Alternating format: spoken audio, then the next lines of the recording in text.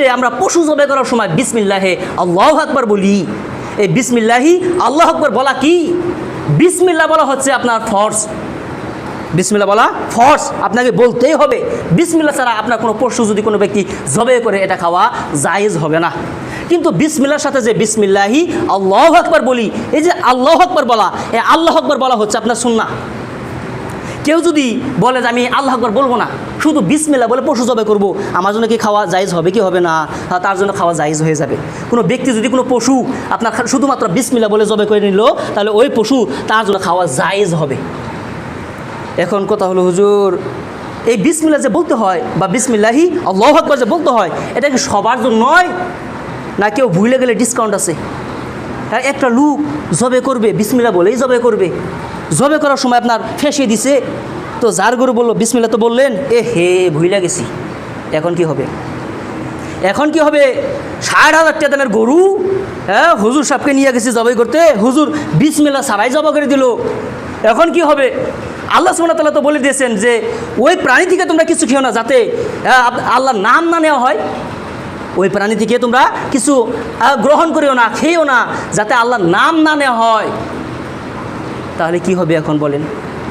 এখন কি হবে এই অবস্থা? তো এই ক্ষেত্রে আপনার যারা ভুইলা যায় তাদের জন্য ডিসকাউন্ট কিছু আছে।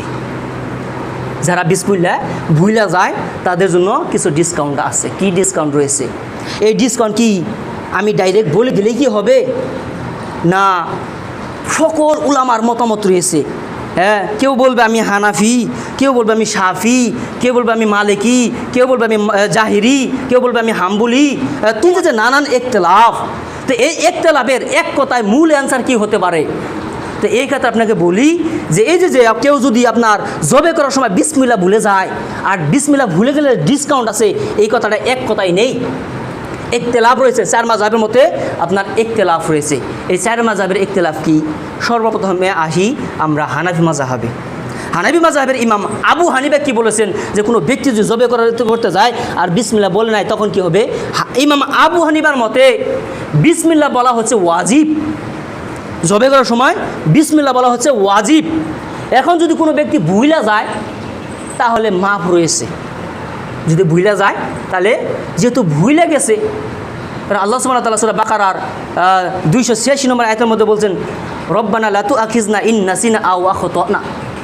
আল্লাহ সুবহানাহু ওয়া তাআলা বলছেন যে আল্লাহ সুবহানাহু ওয়া তাআলার কাছে আমরা দোয়া করি, ও হে আমাদের রব, যদি আমরা কিছু ভুইলা যাই তাহলে আপনি আমাদেরকে পাকড়াও করবেন না।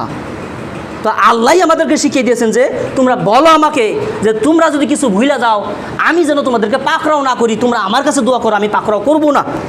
তো এই যে আল্লাহ আমাদেরকে দোয়া শিখিয়ে দিলেন, তার মানে কেউ যদি ভুইলা যায় মাপ রয়েছে। এই কথাটা তারা সামনে রেখে তারা বলছেন, ইমাম আবু হানিফা বলছেন যে কোনো ব্যক্তি যদি কোনো পশু জবাই করতে যায় আর জবাই করার সময় যদি বিসমিল্লাহ ভুইলা যায় তাহলে এটা জায়েজ আছে, খাওয়া জায়েজ হবে। কিন্তু কোনো ব্যক্তি যদি ইচ্ছাকৃত বিসমিল্লাহ না বলে, আমি মুসলিম বিসমিল্লাহ বললাম না, যা, ইমাম আবু হানিফার মতে এটা খাওয়া জায়েজ হবে না। ইমাম আবু হানিফা বলেছেন কোনো ব্যক্তি যদি ইচ্ছাকৃত বিসমিল্লাহ না বলে ওই জবে হবে না, ভুইলা গেছে, খাওয়া জায়েজ। ইমাম শাফির মতে হলো বিসমিল্লাহ জবে করার সময় বিসমিল্লাহ বলা আপনার সুন্নাহ। কেউ যদি ইচ্ছাকৃত বিসমিল্লাহ বললো তাও জায়েজ, ভুইলা গেছে তাও জায়েজ, বললো না তবু জায়েজ। যেহেতু ইমাম আপনার শাফির মতে কি যে কোনো ব্যক্তি যদি বিসমিল্লাহ ভুইলা যায়, মাত্র আছে, ওটা তো আউট অফ সিলেবাস, কিন্তু কোনো ব্যক্তি যদি ইচ্ছাকৃত ছাইরা দেয় তবু খাওয়া জায়েজ হবে, কারণ ওই যে ব্যক্তি জবাই করেছে ওই ব্যক্তি হচ্ছে মুসলিম। তো এটা হলো ইমাম শাফির কথা।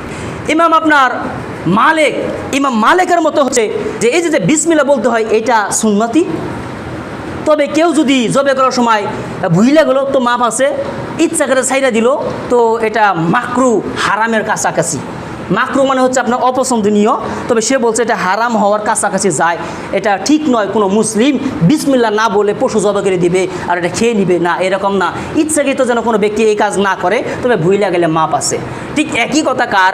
ইমাম আহমদ ইবনে হাম্বলের একই কথা, যে ইচ্ছাকৃত যদি করে এটা ঠিক হবে না।